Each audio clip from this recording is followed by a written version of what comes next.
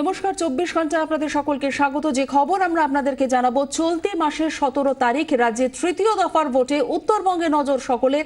আর সেদিনই খাস কলকাতার একসঙ্গে দেখা মিলল প্রায় আধ ডজন হেভিওয়েট গ্যাংস্টারের। দক্ষিণ কলকাতার একটি রক্তদান শিবিরে হাজির সকলে।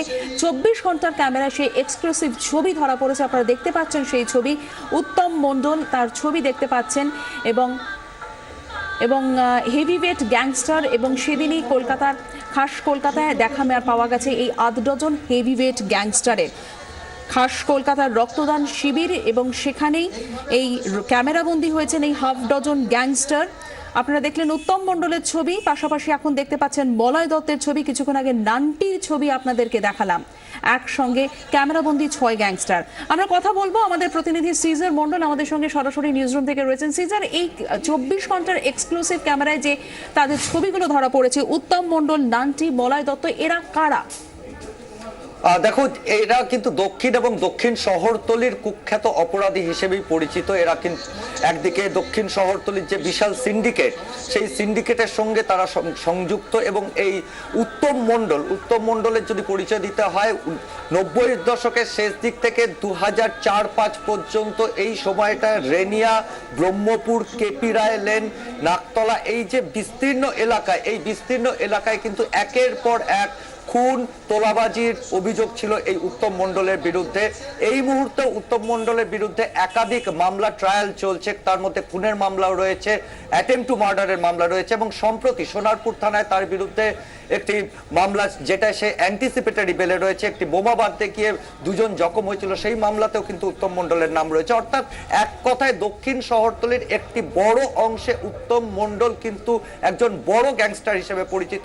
এবং তারই যে ডাউন চেন, সেখানে কিন্তু রয়েছে মলয় দত্ত, নানটি, সেই নানটি যারা হরিদেবপুরে পানশালার সামনে গুলি চালানোর ঘটনায় যে মূল অভিযুক্ত ছিল, সেই নানটি, কালা, এই যে গ্যাংস্টারদের এই যে গ্রুপটা, তারা কিন্তু সবাই উত্তম মণ্ডলের যে ডাউন চেন, অর্থাৎ উত্তম মণ্ডলের ঘনিষ্ঠ সহযোগী হিসেবে পরিচিত। এই রকমই আমরা আধ ডজন কিন্তু গ্যাংস্টারকে, যারা দক্ষিণ শহরতলিতে দাপিয়ে বেড়ায় বা দক্ষিণ কলকাতার একটা বিস্তীর্ণ এলাকায় দাপিয়ে বেড়ায়, তাদের কিন্তু আমরা পেয়েছিলাম গত 17 তারিখে এই রক্তদান শিবিরে। এই রক্তদান শিবিরের উদ্যোক্তাও উত্তম মণ্ডল, এবং তারই এই রক্তদান শিবিরে দেখা মিলল এই ধরনের 6 জন হেভিওয়েট গ্যাংস্টার, এবং তার সঙ্গে অন্তত 2 ডজন মাঝারি এবং ছোট মাপের কলকাতা শহরের বিভিন্ন অপরাধীদের। এবং সব থেকে উল্লেখযোগ্য যে বিষয়টা, এইদের যে উপস্থিতিটা, এটা কিন্তু খুব তাৎপর্যপূর্ণ, কারণ 30 তারিখে দক্ষিণ কলকাতায় নির্বাচন, এবং দক্ষিণ 24 পরগনা, অর্থাৎ কলকাতা সংলগ্ন যে সোনারপুর, উত্তর বা এই সমস্ত জায়গায় নির্বাচন, এই জায়গাগুলোতে কিন্তু এরা যথেষ্ট সক্রিয়। এবং এটা পুলিশ সূত্রের খবর, এরা কিন্তু নির্বাচনের সময় যথেষ্ট সক্রিয় হয়ে থাকবে।